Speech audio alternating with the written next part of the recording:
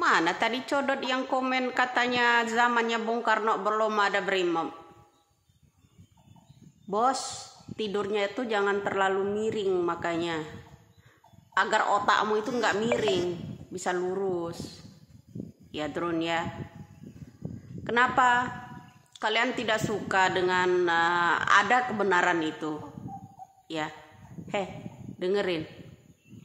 Propaganda itu bekerja sama dengan Din Aidit, PRRI. PRRI pakai siapa? Pakai tangannya PKI. Soehartonya di mana?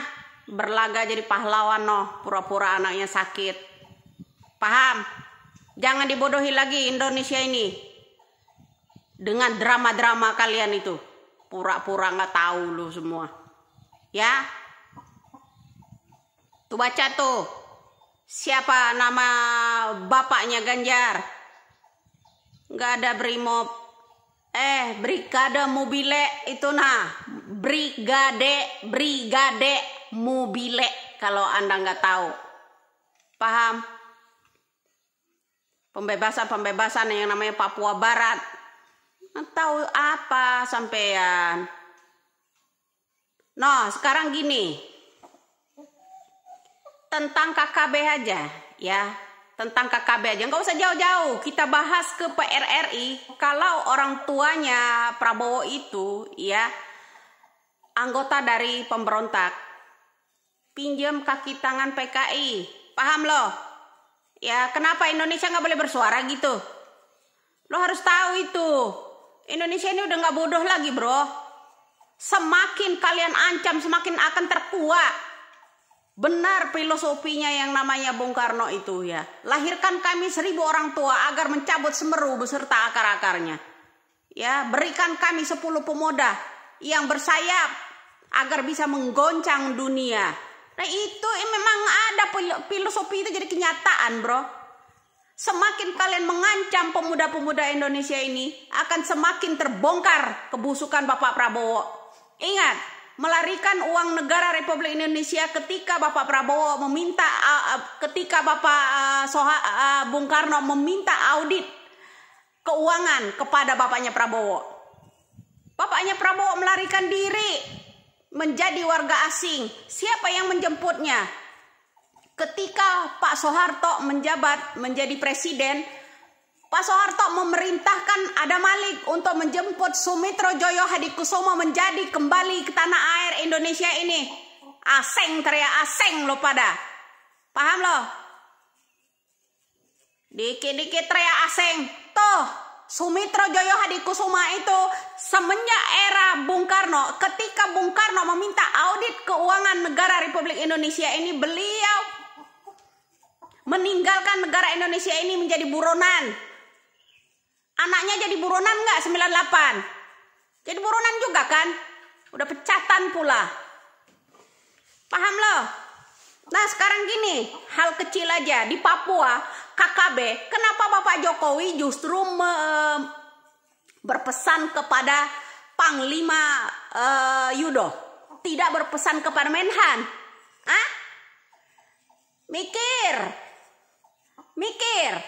Justru Bapak Jokowi berpesan tegas kepada Panglima Yudo yang ada di Papua.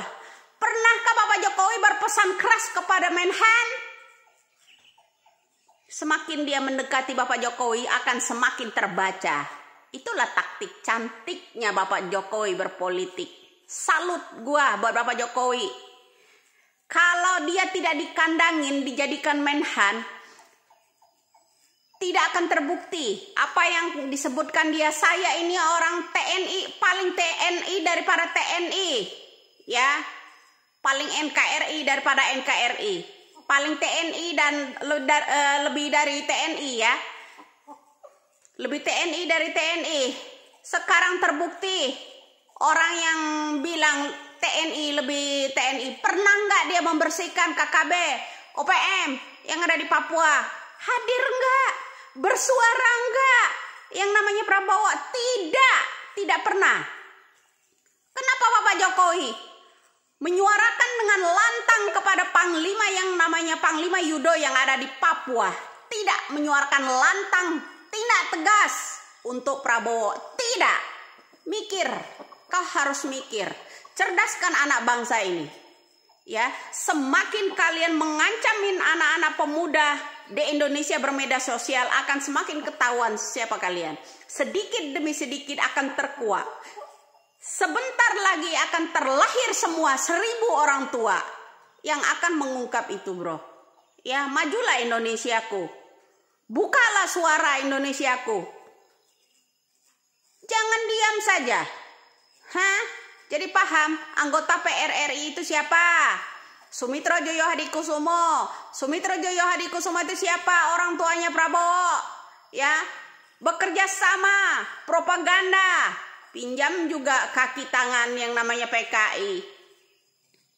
Ada enggak orang tua kalian yang tahu tentang sejarah itu? Menceritakan langsung kepada kalian, ada enggak? Sejarah itu semua selama 35 tahun disembunyikan dari negara ini. Kemudian membuat mata pelajaran semuanya dibalik-balik. Semuanya ditipu rakyat Indonesia ini dengan mata pelajaran era Soeharto. Paham loh? Ini bukan zaman Orba, ini zaman kebebasan. Bebas bukan berarti kau berani membuat edukasi kebencian buat negaraku. Paham? Bebas berpendapat, bebas mengutarakan kejujuran, bukan berarti kau bebas membuat narasi kebencian buat negaraku. Kau tinggal di negaraku, makan di negaraku, makanan yang ada di tubuh badanmu itu, ya, di tubuhmu itu, makanan yang ada di tanah airku. Kau buat negaraku, kau buat puisi. Kalau negara Indonesia ini negeri bajingan, hah? Kalian mau apa? Kau makan, tubuhmu bisa bercuap-cuap, tubuhmu bisa kuat, bisa lantang bersuara, makan di negaraku ini. Negara Republik Indonesia yang kau anggap negeri bajingan ini. Paham?